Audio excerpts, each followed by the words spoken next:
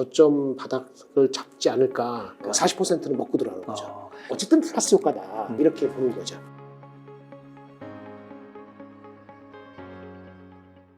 일단 가장 큰 거는 그 두 가지죠. 네. 미국에서의 국채가 올라가는 거. 많이 올라가더라고요. 다시 금리 인상을 한 번 더 할 거다. 자꾸 그런 얘기 나오는 게 가장 컸고요. 네. 그 두 번째 더 크다고 볼 수 있는 건 심리적으로는 중국의 부동산 개발 업체, 네. 컨트리 가든, 네.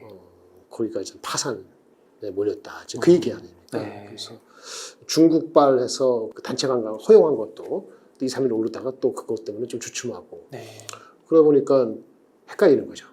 거기다가 거기다가 반도체 주식까지도 좀 이익 실현되지는 좀 힘들다 이런 얘기가 나오면서 이렇게 좀 흘러가서 매크로 두 가지. 네. 중국, 미국 각각. 그다음에 가장 큰 거는 반도체인데 오늘은 이제 녹화하는 이 순간에 반도체가 약간 올라가고 있습니다만은 네. 거기에 대한 체크 심리가 좀 있는 것 같아요. 그나마 엔비디아가 에 대한 목표 주가 상향 러시가 일어나고 네. 실적은 다음 주입니다만 좋다. 가이던스 좋다. 이렇게 나오니까 엔비디아가 AI 반도체 관련되는 주식의 주가 상승 높아서 부담이 있지 않느냐라는 분위기를 조금 완화해 준다면은 그나마 저점 바닥을 잡지 않을까 조만간 이렇게 생각이 드는데 이 매크로가 워낙 세다 보니까 네. 오늘까지는 좀 쉽지 않은 분위기를 흘러가고 있습니다. 하지만 제가 봤을 때는 장은 원래 2,600에서 2,700 갈 수 있는 목표로 갈 때는 아직 뚜렷한 그 확인된 게 아직은 남아 있지가 않아서 확인되지 않은 게 있어서 넘버가 아직 확인되지 않아서 조금 2,600, 2,700 가는 건 밸류에이션 상으로는 부담스러울 수 있다는 생각을 가졌거든요. 네. 오늘 저 녹화하는 이 시점에 준비할 때는 그렇게 가졌는데 그 며칠 사이에 많이 빠졌잖아요. 네. 지금 이 시점에서는 이것만 아니면 괜찮을 것 같아요. 우리가 얼마 주가가 뭐 2,700 간다 했을 때 포모 비슷하게 있었거든요. 이거 못 사면 못 먹는다. 네. 근데 지금 주가가 한 10% 이상 큰 거는 많이 빠졌잖아요. 근데 지금은 역포모 심리가 확산될 정도로 중국의 지금 리스크라고 얘기하는 것들이 시스템 리스크로 전이되지만 않는다면은 그러면은 다시 저점 매수를 실렉티브하게 해 들어갈 수 있는 시점이 될 수도 있다. 이렇게 보고 있습니다. 그러니까 지금 주가는 비싸지도 싸지도 않아요. 얼마 전까지는 조금 다소 부담이 되는 밸류에이션이었거든요. 미국도 그렇고 한국도 그렇고. 네. 지금은 역포모. 도망갈 거는 아닌 것 같아요. 실렉티브하게. 실렉티브가 중요하죠. 잘 잡는 게 필요하죠. 와, 그러니까 며칠 전에 이거 질문지 사전 질문지 드렸을 네네. 때만 해도 여기에 그 싸지 않은 시장이라고 네. 적으셨는데 2,630, 40 갈 때는 맞아요. 싸다고 볼 수는 없었어요. 네, 말씀하신 대로 딱 됐네요. 2,480이면은 네. 비싸다고 할 수 없으니까 이제는 매우 어. 조심스럽겠지만 잘 짚자. 그러면은 지금 만약에 시스템 그쪽 위기로 번지지 않는다고 네네. 하면 지금 이제 분할 매수 관점으로 네, 그렇죠. 접근해도 괜찮다고 보시는 그렇죠. 거잖아요. 그러면 조금 중장기적으로 봤을 때는 장이 좋은 장이 펼쳐질 거라 보시는 거예요. 저는 여전히 그런데 네. 매번에 말씀드린 몇 개월 지금 6월 달부터 계속 말씀드리는 방송에서 이게 스네일스 페이스 달팽이 계단 오르듯이 오른다. 네. 달팽이가 뛰지 못하잖아요. 주가가 빨리 갈 거라 생각하지 말고 먼저 가면은 항상 조정이 올 수 있는 여지가 있다. 네. 밸류에이션이 싸지 않기 때문에. 그럼 싸지는 게 어떠냐? 장기적이라는 말씀하시는데 내년도 그림이 보일 때예요. 2024년의 그림이 비저블 할 때거든요. 그게 지금 8월, 9월, 10월까지 비저블 할까? 아직 확실히 모른단 말이에요. 그러니까 주가 너무 빨리 달리면 부담스러운 거예요. 그러니까 달팽이 기어오르듯이 올라가는 거다. 최근에 많이 조정받았는데 그거는 시스템 리스크가 아니면 괜찮다. 그러니까 시스템 리스크가 아닐 수 있다라고 과감히 얘기하는 것보다도 그렇게 추론하는 거의 근거는 미국이 중국의 시스템 리스크가 돼가지고 그것이 다 자기네한테 부메랑을 입는 것까지 내버려 두지는 않을 거다라는 기저에 깔려있는 그 믿음 때문에 제가 그렇게 말씀드린 거죠.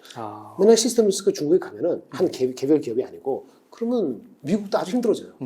아주 힘들어져요. 그렇기 때문에 그런 걸 미국이 미리 눈치채고 중국하고의 관계도 표면적으로는 표상적으로는 한미일 해가지고 중국 대척하는 것처럼 계속 보이고 있습니다만 실질적으로는 그래도 완전 저놈들이 나라 가면 우리한테도 입지 않잖아. 그 붕괴시키는 건 아니잖아. 이런 식의 그 관념을 가지고 지난 한 2분기, 3분기 넘어올 때 그렇게 좀 제스처를 조금은 완화시킨 게 아니겠나 그렇게 보기 때문에 시스템 리스크로 전이를 미국이 할 수 있는 한 좀 도와준다 아니면 그걸 막아준다 이 정도 되지 않을까 이렇게 생각합니다. 그러니까 중국의 시스템 위기로 번지지 않을 것이라는 거를 비저블하게 보여주면 괜찮다는 거죠. 그러면 주가는 가는 거죠. 그거 사람들이 지금 오늘 내일 인식 못할 거고 그 중국도 정책을 필 거예요. 부동산은 막 하진 못하지만은 개별 종목으로의 개별 회사로서의 리스크로 제한시키려고 노력을 할 거예요. 다행스러운 하긴 뭐하지만 어디에 리포트를 보니까 중국의 그 부동산 개발 업체에 상장된 게 한 180개인가 뭐 있대요. 근데 이미 37%가 이미 부도고 한 11%가 여진이 남았어서 네. 이 11%를 억제시키는 그 정도의 정책은 금리 인하를 포함해서 할 거다. 네. 그렇다고 해서 뭐 부동산 관련된 주식이 올라간다는 건 아니지만은 그렇게 해서 시스템 리스크 처리를 막는 정도. 해외에서 익스포즈 된 거 어떡하냐? 오늘 홍다가 뭐 파산 신청 미국에 했다 그러잖아요. 그거는 미국에서 도와주고. 이런 정도로 시간이 걸리겠지만 그런 식으로 해 나가는 방향으로 가지 않겠냐. 이렇게 네. 지금 저는 예상하고 있습니다. 아, 그럼 혹시 그 기업들 실적 부분은 네네. 좀 전반적으로 괜찮다고 보세요? 기업들 실적은 좀 실망스러운 것도 있었죠. 네. 2분기 실적에 대한 기대치가 원래보다는 조금 미스한 것들이 있거든요. 그래서 3분기 실적이 또 나와봐야 되니까 아까 말씀드린 실적의 비저빌리티가 아직 뚜렷하지가 않아요. 네. 근데 주가는 미리 갔거든요.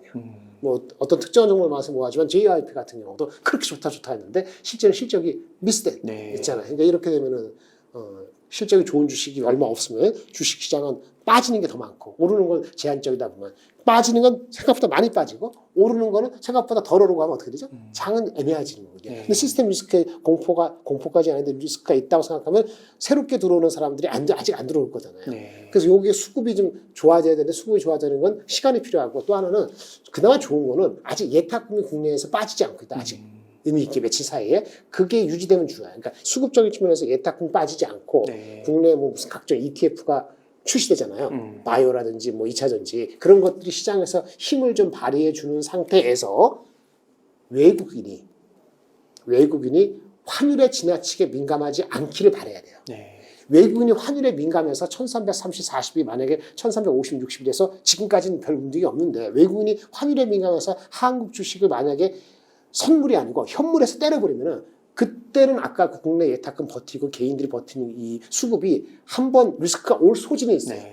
시스템 리스크 인식을 안 하더라도. 그래서 수급적인 측면에서 그 국내 예탁금과 ETF로 인해서 수급 플러스되는 요인하고 외국인이 아직 버티고 안 빠지고 있는데 얘네들이 환율이 안정화되지 않은 상태에서 왔다 갔다 할 때 과연 이게 수급에서 악령 변한 거죠. 이런 것이 단기적으로 중요한데 그러니까 아까 말한 것처럼 실적이 받쳐지거나 비저블이 있다 하더라도 좀 낮게 사면서 스네일 스페이스로 간다고 생각을 해야 되는 거죠. 여기에서 가장 핵심이 되는 거는 다음 주에 나타난 모든 시장의 결정이 엔비디아의 실적이 예상대로 좋고 가이던스도 좋고 네. 그렇죠? 그런 게 발표되면 조금 거기서 실마리를 찾지 않을까 이렇게 봅니다.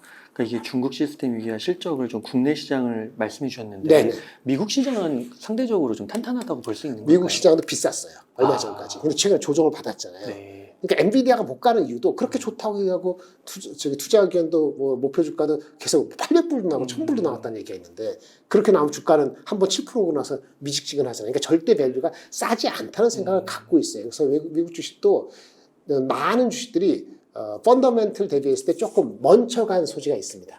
예, 그래서 그런 거를 좀 이제 뭐랄까 그러니까 시장이 멈춰간 거하고 펀더멘털하고의 좋아하는 시점이 있는데 지금 고점 대비 한 10%, 13% 빠졌지 않습니까? 네.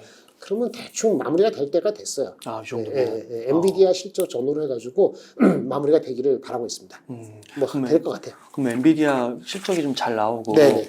주가 흐름 괜찮다고 하면 네네. 국내도 괜찮다고 어느 정도는 선방할 수 있다고. 우리는 반도체가 한 40%니까요. 그러니까. 40%는 먹고 들어가는 거죠. 저희 반도체는 그럼 엔비디아를 좀 먼저 중심적으로 네. 보면 되는 거예요? 네, 항상 마이크론은 맞습니다. 또 안 되고. 엔비디아가 가장 중요하고요. 그리고 나서 그게 안정되면 다시 그 뭐 메모리가 어떻든 마이크론도 같이 보는 거죠. 지금 엔비디아, AMD 한 축이고 네. 마이크론, 나머지 장비 이렇게 한 축이라고 보시면 될 것 같습니다. 그러면 봤을 때 실적은 좀 어떤 정도 나온 편이니까 네네. 중국과 그다음에 미국의 엔비디아 이런 쪽을 좀 그렇죠. 중심적으로 보면 되겠네요. 네네. 혹시 뭐 또 잠재적인 위험 요소 이런 게 좀 생각하시는 게 있으실까요? 잠재적인 요소. 국내로 따지면 부동산 항상 이야기하는 리스크인데 네. 미국이 금리를 더 올리는 게 아니면은 한국도 금리를 올리지는 않을 거 아니겠어요? 네. 그러면 그냥 잠재 요인으로 가만히 있을 것 같아요. 아까 말한 거 그러면 또 북한이 조용할까? 한미일이 동맹에서 이렇게 하는데 근데 한미일이 동맹에서 중국하고 하는 것이 뭐 표상적인 거지 뭐 중국을 어떻게 갑자기 하게 됐다는 게 아니면 북한 역시 뭐 특별한 이슈가 없다 그러면 이것도 잠재적으로 있는 것 같아요. 잠재적으로 있는 건데 국내 예탁금은 혹시 미국이 흔들어지면 그 투자가가 돈을 빼면은 네. 환율이 1340 되면 외국인이 만약에 하면은 국내 예탁금이 빠질 수도 있거든요. 네. 포모의 반대라 그러잖아요. 이제 손해볼까봐 걱정이 되면 아직 안 일어나고 있는데 그게 가장 심리적인 리스크예요. 그런 그 부동산 원래 있었던 잠재적 리스크 북한은 조용할 거 계속 조용한다고 보지만 혹시 모르는 거 이거보다 더 비저블한 거는 국내 예탁금에 대한 건데 그거는 아이러니하게도 미국이 움직이는 거고 외국인은 1350 환율이 됐을 때 과연 어떻게 각을 잡을 것이냐는 건데 걔네들이 한국을 봤을 때 40%는 반도체고 반도체는 다시 엔비디아로 넘어가니까 다시 또 엔비디아와 이런 걸 보고 나서 활동할 거기 때문에 한 일주일 열흘 정도 보고 나서 외국인도 환율에 따른 한국 시장의 익스포저를 예민하게 할지 아니면 이걸로 마무리할지가 결정될 것 같은 이게 다 연결되어 있는 거죠. 네.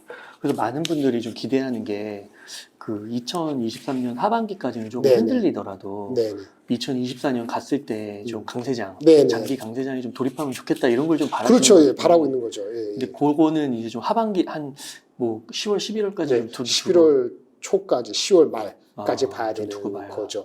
아까 엔비디아 말씀 많이 들었는데 그 반도체적으로는 삼성전자가 그 콜하고 뭐 이렇게 파운드리 그 뭐 이렇게 새롭게 얻고 하는 게 9월 말에서 10월 달에 결정나거든요. 네. 그러니까 삼성전자가 그 HBM 메모리를 하이닉스에 뒤졌지 않습니까? 걔네인데 엔비디아나 AMD 콜이라는 게 승인받는 게 9월 말 10월 달에 있어야 되거든요. 네. 그게 있게 되면은 좋게 반응하겠죠, 시장에. 근데 그게 9월 말 10월 달에 기다려 봐야 되는 거예요.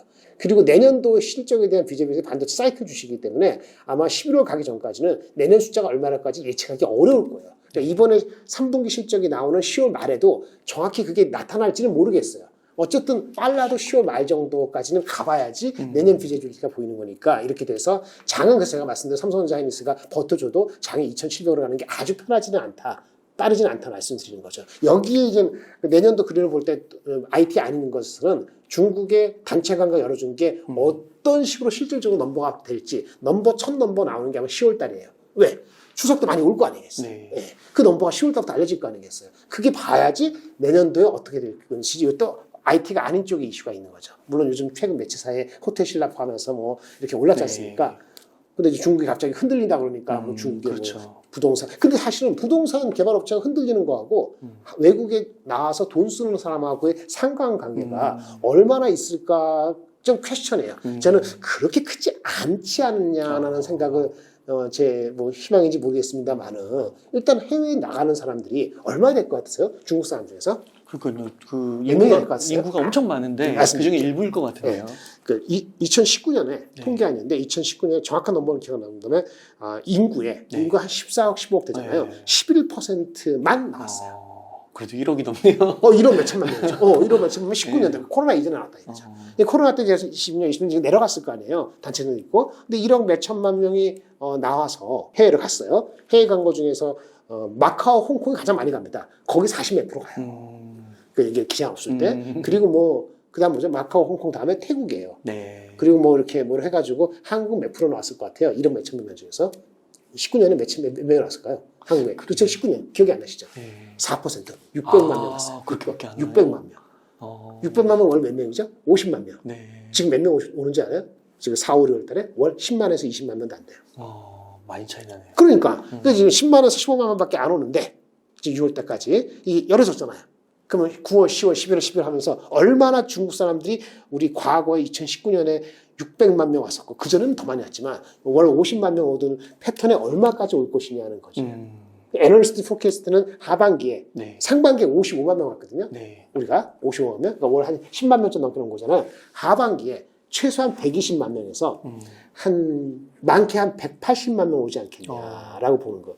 150만 명 잡으면 한 15만 명 오는 거고 180만 명, 20만 명 안 되는 거잖아요. 그래도 50만에 안 되네요. 2019년에. 그렇죠. 그러니까 이제 올해까지는 뭐 과거에 한 40%? 30% 보는 거거든요. 그 정도만 오더라도 지금 호텔 신라고 뭐 롯데 관광에 제주도에 와야 되니까 좀 다르게 하겠습니다만 그런 쪽 일단 와야 되잖아요. 일단 와야지 쓸 거 아니에요. 그러니까 수혜는 어디죠? 호텔 신라나 이런 쪽에 갖는 거예요. 그게 수혜를 못 받고 흔들리잖아요. 50만 명은커녕 20만 명은커녕 뭐 지금보다 한 15만, 20만밖에 안 온다. 그러면 이제 말짱 꽝인 거지. 근데 그게 오고 쓴다 그러면 그 다음부터는 뭘 쓰느냐, 화장품을 쓰느냐, 어떤 화장품을 쓰느냐, 길거리에서 쓰느냐, 아니면 옷을 사느냐, 카지노를 많이 가느냐, 이거는 여기서 부생지가 나온 거죠. 그러니까 이 사람이 많이 올랐다가 딱 보니까 중국에서 온다는 사람들이 이 영향을 받을까? 부동산 그 이슈 때문에. 아니면 영향을 안 들어도 지난 3년간에 코로나 때문에 쫄아가지고 돈 많은 1억 11% 되는 사람들이 펄처싱 파워가 구매력이 과거보다 약할까? 그러니까 예전에 100을 썼으면 한 70밖에 안 쓸까? 이런 것도 계산할 거 아닌데 그 모든 것을 우리가 데이터가 나오는 거는 2개월 뒤니까 나와야지 10월 나왔을 때 그 다시 한번 어저스트해서 내년도 그림을 그릴 거 아니에요. 이게 IT 아닌 쪽에 또 펀더멘털 이슈인데 비저빌리티는 그때 확인되는 거고 삼성도 콜되는 게 9월 말 10월이니까 그때 확인되는 거고 근데 주가는 좀 미리 관련이 있으니까 조정을 아주 세게 받는 거고 근데 ETF 돈은 나와두니까 사람들이 ETF 열면은 사야 되는데 초종부터 살 수는 없고 그러니까 2차 전지 샀다가 2차 전지 뭐 저기 테슬라가 가격한다 그러면 신경 쓰기도 하고 그러면 바이오를 온다니까 바이오를 가는데 바이오 넘버가 안 나오잖아요. 오늘도 말씀드릴 시간이 있으면 모르겠는데 바이오 주식이 미국하고 비슷하게 있고 안 비슷한데 안 비슷한 거는 미국 넘버가 나와요. 넘버가 나오는 회사가 PE가 30배 40배라고요. 그럼 어떠세요? 미국 주식의 바이오를 사시겠죠. 그 정도면 살 것 같아요. 그러니까 그래서 그게 이슈인 거예요. 그래서 이제 수급은 우리가 아직은 버티고 있고 ETF 포함해서 개인 수급이 붙어 있는데 외국인이 달려 있는데 외국인이 빼면은 국내도 흔들린다. 근데 외국인은 환율에 영향된다. 환율인데 걔네들도 한국을 바라볼 때 AI를 보니까 반도체니까 엔비디아를 본다. 근데 한국 고유한 거는 중국과 관련된 거는 그 관광인데 관광은 제가 봤을 때 그렇게 11% 되는 사람들 이런 몇천만 명이 나와서 그 중에서 4% 인구가 한국에 오는 거기 때문에 그게 크게 뭐 큰 게 아니고 어쨌든 플러스 효과다. 시간이 지나면 이렇게 보는 거죠. 아, 이게 진짜 말씀을 들을 때는 이게 만만치 않다. 그 좀 이렇게 뚜렷하게 뭔가 확실하게 지금 정말 말씀하신 대로 비저블하게 뭔가 보이는 게 없다. 섹터가 좀 그런 느낌이 들긴 하는데. 비저블한 게 벌써 2,700 갔겠죠. 2,700에 갔겠죠. 근데 못 가는 이유가 그런 거예요. 제 목표가 9월달까지 2,700이었거든요. 근데 무슨 컨트리 가든이고 뭐 중국이 미국이 다시 4.3% 그 저기 10년물 그치 올라가니까 그거를 일단 한 바탕 물린 거잖아요. 근데 더 밀리면 제가 봤을 때 그거는 다시 부담이 없는 가격이기 때문에 시간이 걸리더라도 주춤할 수 있다 이렇게 보는 거죠. 그러니까 지금 보니까 삼성전자가요. 그러니까 이게 전 세계적으로 막 반도체 경쟁이 일어나고 있다고 하잖아요. 그래서 반도체의 중요성이 커지고 있다고 하는데 삼성전자의 주가는 이게 65,000원까지 또 내려왔습니다. 맞습니다. 그래가지고 이게 진짜 반도체 그 중요성이 커지고 있는 건 맞는 건지 궁금하네요. 그러니까 반도체에서는 세 가지인데 점진적, 두 번째 끝까지, 세 번째 서둘러요. 느낌이 어떠세요? 점진적, 끝까지 서둘러. 잘 모르겠습니다 이게. 아니 그러니까 점진적이라는 반대말은 뭐죠? 빠르게. 끝까지는 당장에. 서둘러는 이미 그런 얘기거든요. 이미 뭔가 다 준비되어 있고, 그렇죠? 지금 당장에 실적이 나올 것 같고 개선도 빠르게 되면 좋은 거잖아요. 지금 그렇죠? 점진적으로 개선된다고. 이익도 점진적으로 올라온다는 거죠. 두 번째 끝까지는 뭐예요? 감산 효과가 날 정도로 돼야 되는데 반도체가 올라가야 되는데 지금 빠지지 않는데 빨리 안 올라가잖아요. 그거는 휴대폰이고 PC고 계속 안 좋단 말이에요. 그러니까 어떻게 하죠? 감산 효과가 잘 안 나타나면 실망할 거 아니에요. 지금 그 상태인데 그러면 반도체 업체는 어떻게 하죠? 감산 효과가 잘 안 나. 끝까지 감산하는 거죠. 삼성전자 끝까지 감산하겠다 그랬거든요. 근데 그 말은 희망이 되긴 하지만 참 지난한 시절이구나. 그렇죠. 이런 생각이 들잖아요. 그러니까 점진적으로 개선되고 끝까지 감산해야 되고 그리고 맨 마지막에 하이닉스와 삼성전자하고 지금 약간 다른 모습을 보이는 게 그거 하나예요. 서둘러. 하이닉스는 서둘러 게 없어요. 다 갖춰졌어요. 그래요? 아니 HBM에서 앞서 있고 파운드리 원래 할 생각 없고 삼성전자는 파운드리 한다는데 잘 안 되고 패키지들이 요청했는데 아직 안 되고 그러니까 삼성 하이닉스보다 HBM AI 메모리가 지금 늦었잖아요. 아까 앞서 뭐라 그랬죠? 콜이 돼야 된다죠. 콜이 언제 된다 그랬죠? 9월 말까지 목표라 그랬잖아요. 빨리 서둘러야죠. 서두르는 게 아직 안 되다 보니까 삼성전자가 지금 못 가고 있는 거예요. 근데 이것도 65,000원 이렇게 가면은 다시 기회가 올 수 있으면 삼성전자의 강점이 하이닉스랑 다른 파운드리하고 어드밴스 패키징 이런 쪽이 있다는 거를 알기 때문에 근데 아는데 소비자들이 컨슈머 그 PC란 우리 엔비디아 이런 업체들이 삼성한테 하이닉스한테만 주지 않고 삼성한테 골고루 줄 것이냐 이런 결정을 내리는 데 있어 갖고 새로운 제품 콜이 나야 되잖아요. 새로운 제품 콜이 나고 오더를 주면은 그 효과는 내년도 1분기에 나타나거든요. 늦으면 2분기. 그러니까 주가를 1분기, 2분기 할 거를 지금 반영을 시켜줄까요? 안 시킬까요? 반영을 시켜주지 못하는 거예요. 네. 삼성전자. 하이닉스는 갇혀 있으니까 당장에 저기 AI 부족한데 너네밖에 없구나 해서 계속 준다 그러니까 엔비디아가 버티잖아요. 네. 가면은 삼성 하이닉스는 무조건 같이 가는 거예요. 근데 삼성전자는 반쯤 맞고 반쯤은 안 맞는 거지. 근데 매크로가 헷갈리기 시작하면은 한국을 대표하는 익스포즈를 줄이면은 네. 삼성부터 줄이잖아요. 네. 그런 효과이기 때문에 서두르지 않으면은 수혜를 덜 받는 거죠. 그래서 지금 엔비디아가 고점 대비 10몇 프로 빠졌다가 한 7% 반등했다가 지금 왔다 갔다 하잖아요. 안정화되면 하이닉스부터 가는 겁니다. 네. 그리고 매크로가 더 안정이 되고 삼성전자가 콜이 나면은 그때 삼성전자가 캐치업을 할 거예요. 네, 그럴 가능성을 본다면은 제가 다른 방송 하는데 하이닉스는 11만 5천 원대면 싸다. 엊그저께 왔었죠. 오늘은 올라가는 중인데 삼성전자도 6만 7천 원, 6만 6천 원 이하면은 그러면 이제 다시 들어갈 수 있다. 근데 저 같아도 그렇지. 삼성하고 하이닉스 둘 중에 하나 시간 바쁜데 어떻게 할 것이야. 호텔신라도 올라가고 난리인데 호텔신라 살래? 삼성전자 살래? 딱 얘기하면 삼성전자보다 호텔신라가 저 마음속에 더 들거든요. 근데 엔비디아 같이 하면 하이닉스가 멈춰져. 삼성전자 뒤에 쳐지는 거죠. 이렇게 보시면 돼요. 그렇군요. 그러니까 삼성전자가 그래도 이제 매력적인 가격대로 내려오고 네, 오긴 했어요. 아무리 변수가 많더라도 네네. 또 그런 게 있으니까. 그렇죠.